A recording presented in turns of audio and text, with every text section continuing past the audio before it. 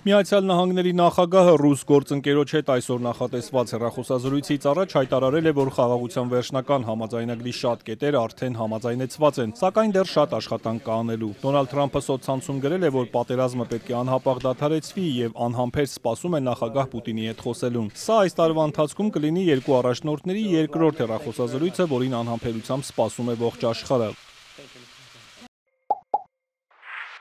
Վաղն առավոտյան ես նախագահ Պուտինի հետ կխոսեմ Ուկրաինայի պատերազմի մասին։ Վերջնական համաձայնագրի շատ տարրեր համաձայնեցված են, բայց դեռ շատ անելիքներ կան։ Հազարավոր երիտասարդ զինվորներ եւ այլ մարդիկ են զոհվում։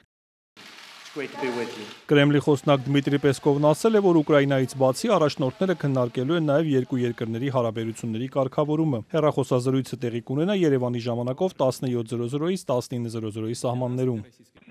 Лидеры будут говорить столько, сколько посчитают нужным.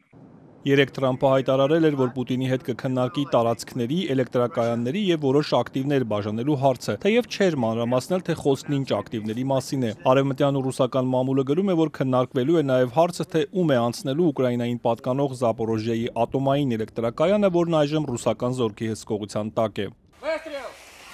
Պուտին-Թրամփ հեռախոսազրույցից առաջ այսօր Ուկրաինայի արտգործնախարարը հայտարարել է, որ Կիևը չի խոչընդոտում խաղաղությանը եւ պատրաստ է կատարել անցած շաբաթ Ջիդայում ձեռք բերված պայմանավորվածությունները։ Անդրեյ Սիբիգան ասել է, հավատում են, որ Թրամփի օրոք Ուկրաինան կարող է արդար եւ երկարատև խաղաղության հասնել։ Ջիդայից հետո ի հայտ եկան նոր լրացուցիչ հնարավորություններ այս տարի պատերազմն ավարտելու համար, եւ մենք պատրաստ ենք դրան։ Մենք խոչընդոտ չենք խաղաղության հասնելու համար։ Մինչ այդ Եվրոպական միության արտաքին գործերի նախարարներին երեկ չհաջողվեց համաձայնության գալ Ուկրաինային 40 միլիարդ եվրոյի օգնություն տրամադրելու փաթեթի շուրջ։ ԵՄ խորհրդի նիստից հետո Եվրոպական միության արտաքին գործերի եւ անվտանգության քաղաքականության հարցերով բարձր ներկայացուցիչ Կայա Կալասը հայտարարեց, որ նախաձեռնությունը քաղաքական լայն աջակցություն ունի։ Քննարկվում են դետալները, ապա հույս հայտնեց, որ մոտ ապագայում առաջընթաց կլինի այս հարցում։ We have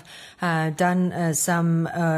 more work on this, so hopefully we'll Հուսով եմ կկարողանանք իսկապես առաջ շարժվել, քանի որ ներկաներից բոլորը համաձայն էին, որ հիմա պետք է ցույց տանք մեր վճռականությունը եւ աջակցենք Ուկրաինային, որպեսզի նրանք կարողանան պաշտպանվել։